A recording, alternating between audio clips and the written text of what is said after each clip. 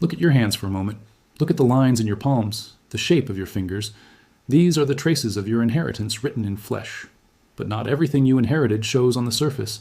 Some of the most profound marks your ancestors left on you live deep inside, in the organs that filter your blood without you ever noticing, in the genetic instructions that began spelling out your body before your mother even knew you existed. And sometimes those hidden instructions go wrong.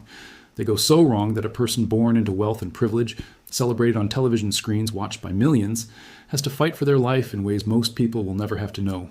This is the story of Sarah Hyland, and it begins not when she was born, but when the kidneys inside her body chose not to develop the way they were supposed to. Her name is familiar. She was Haley Dunphy on Modern Family, blonde, cheerful, the perfect reflection of a life that looked like it had no shadow. For 11 years, she showed up to set, hit her marks, delivered her lines with precision. No one watching at home saw. 3,500 to 4,300 babies born. It is common enough to be ordinary. It is serious enough to be life-altering. And the evidence suggests that for some families, it runs like a river through the generations, passed down not as a story, but as a genetic instruction set that one parent carries and passes to their child without ever knowing the weight of what they're giving. We are going to follow Sarah's inheritance from the moment before she was born, through the years she didn't tell anyone about it, to the moment she finally opened her body's history to the world. We are going to look at what the science says about how these conditions run in families, at the genes involved and the mutations that wrote this story into her body. And by the end, you'll understand not just what she carried, but why her survival changed how we think about inherited illness and about visibility. Subscribe now so that deep dives like this reach you every week. These stories change how you see yourself, and you deserve to hear them. Before we understand what happened to Sarah, we have to understand what should have happened. Your kidneys begin forming in the womb at around 6 weeks of gestation. Inside your mother, your body is building an intricate system, one organ that should become 2 perfect filters, ready to clean blood for your entire life. This process has happened successfully billions of times. The ureteric bud forms, splits, branches like a tree growing inward, and creates the passages and chambers where your blood will one day flow. Everything has to fit together perfectly. The timing has to be exact. The genetic instructions have to hold. In Sarah's body, something broke that timing. The internal structures of her kidneys did not develop normally. Instead of the tissue that should have been there, instead of the intricate webbing that filters waste from blood, her kidneys developed cysts. Fluid-filled sacs replaced the tissue that should have done the work. One of her kidneys was affected more severely than the other, but both were wounded by an instruction set that had gone wrong.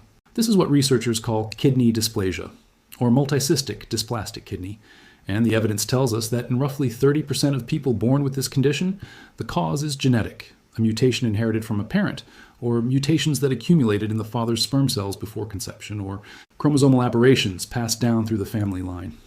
In the remaining cases, the exact cause is unknown, but scientists believe a combination of genetic susceptibility and environmental factors during pregnancy may have aligned in ways we don't yet fully understand. What we do know is that this happened to Sarah before she took her first breath. For 9 years, no one knew. Not her teachers, not her classmates, not the casting directors who saw her audition. She was a child, and something inside her was breaking down in slow motion, cell by cell, day by day. The damage was accumulating on a timeline that no one else could see. Her body was holding a secret that would eventually become impossible to hide. In 2000, when Sarah was 9 years old, the secret became a diagnosis. Her kidneys had been failing for years without anyone realizing it. By the time doctors discovered the dysplasia, by the time they named what was happening, the damage had already advanced. This is one of the hardest truths about kidney dysplasia. You can be born with it, live with it, die from it, and never know it's there until the moment your body runs out of time. Now, pause for a second. If kidney failure runs in your family, if a parent, a sibling, an uncle, an aunt had kidney problems that started young, keep that in mind as we move forward. The inheritance patterns of kidney disease are complex, and sometimes the connection between one person's diagnosis and another's isn't obvious until you start looking at the genetic code itself. Sarah's mother was told something brutal when Sarah was born. Her daughter would never have a normal life. Those were the words, never normal, never healthy, never whole. And her mother's response, the word she gave back to the doctors, is the thing that changed everything. She said, "You're right, she won't, but it won't be because of her health." For 12 years, Sarah Hyland lived as if that prophecy didn't exist. She auditioned for roles. She booked Modern Family. She became one of the most recognizable actors on television. And while her kidneys were failing, she was showing up to set. She was learning choreography, hitting marks, delivering complex emotional scenes. She was doing what countless people with chronic illness do. She was performing wellness while drowning. But in 2012, when she was 21 years old, the body's accounting came due. Sarah's kidneys had deteriorated past the point where medication and management could hold them. She needed a transplant, and the decision about who would give her that organ was not simple, though it might have looked that way from the outside. Her father, Edward James Hyland, also an actor, volunteered to donate one of his kidneys to his daughter. He went through the screening, the blood tests, the tissue typing. His kidney matched hers well enough. In 2012, surgeons removed one of his kidneys and placed it inside his daughter's body. The transplanted organ began to work. For 5 years, it kept her alive. For 5 years, Sarah continued to work, continued to build her career, continued to move through the world as if she were not carrying someone else's organ inside her, kept alive only by immunosuppression medications, drugs that prevented her own immune system from recognizing that kidney as a foreign object and destroying it. And then, in 2017, something shifted. Her immune system, despite all the medication, despite all the precautions, began to recognize the transplanted kidney as a threat. It was rejecting it. The organ that had saved her life was dying inside her body. And because a transplanted kidney is finite, it has a lifespan, usually 10 to 20 years, this rejection was not a surprise, but it was still a crisis. She was placed on dialysis. 3 times a week, for several hours each session, a machine did the work her kidneys could not do. It filtered her blood. It pulled the waste that her body could not eliminate. It kept her alive in the mechanical space between one failure and the next life-saving intervention. Dialysis is not like taking a pill. It is not like wearing a medication. It is a commitment that swallows your life. You show up at a hospital or dialysis center. You sit in a reclining chair. You're connected to a machine. For hours, while your blood cycles through plastic tubing and chemical baths, you exist in a state of dependency that most healthy people will never comprehend.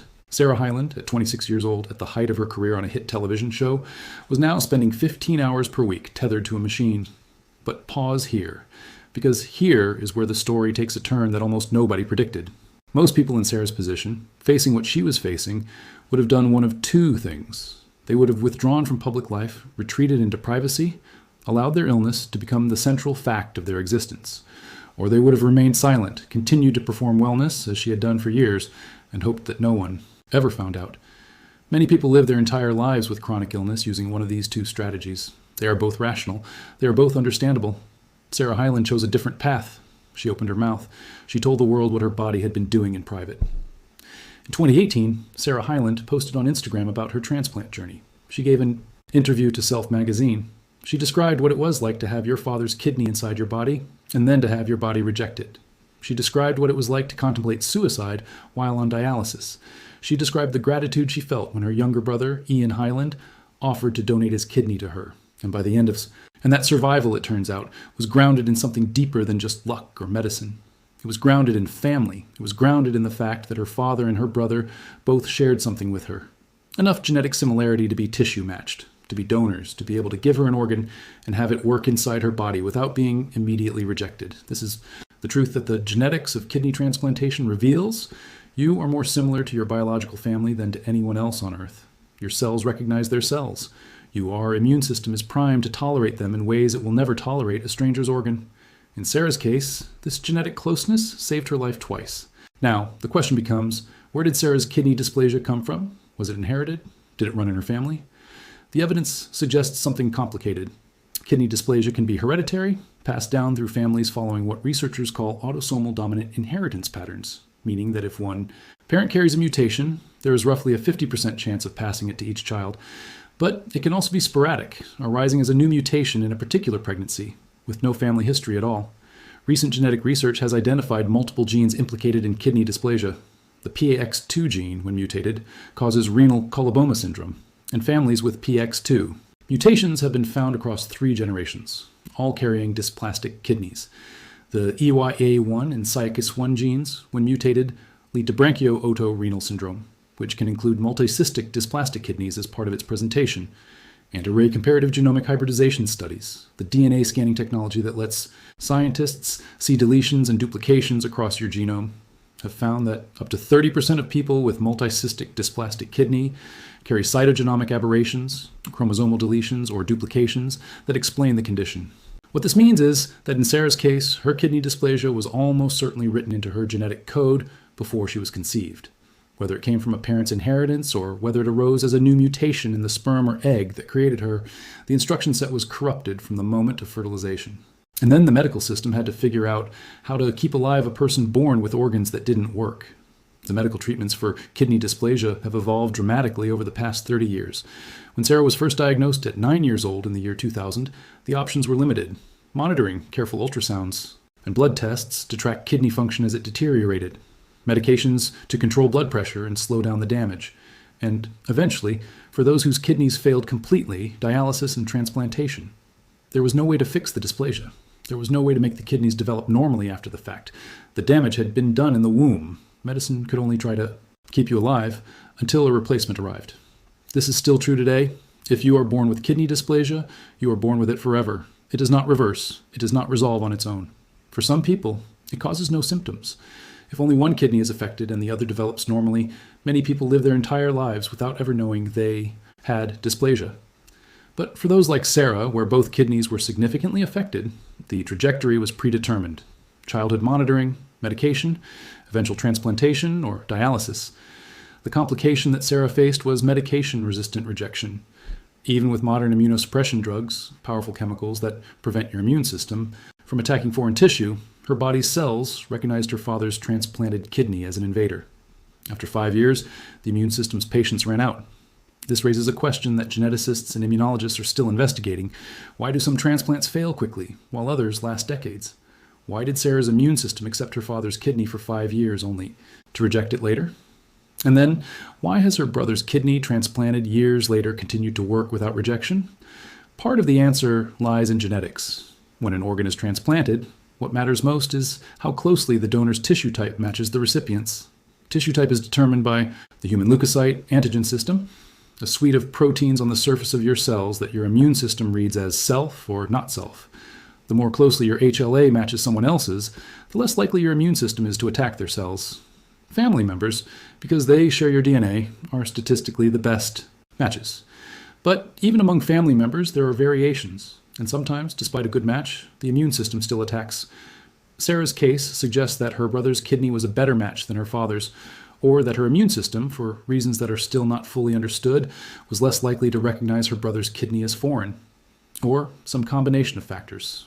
The medications she was on, the duration of dialysis, the specific immune activation events her body had experienced, created a scenario where her brother's organ was accepted. But here is the deeper genetic truth that Sarah's story reveals. Your life, when something goes wrong with an organ, depends on your family's genetic compatibility. A person born with a severe genetic condition like bilateral kidney dysplasia is literally dependent on the tissue compatibility of their blood relatives. Your siblings, your parent, your child, these are the people whose cells might one day keep you alive. This is written into the genetics of human survival in ways that modern medicine can address, but never fully escape. Sarah Hyland lived with this knowledge starting at age 21. She lived knowing that her father had given her part of his body. She lived knowing that when that failed, her brother had given her part of his. She lived knowing that the genetic inheritance she was born with, the dysplasia, had been offset by another kind of genetic inheritance, the tissue compatibility that ran in her family.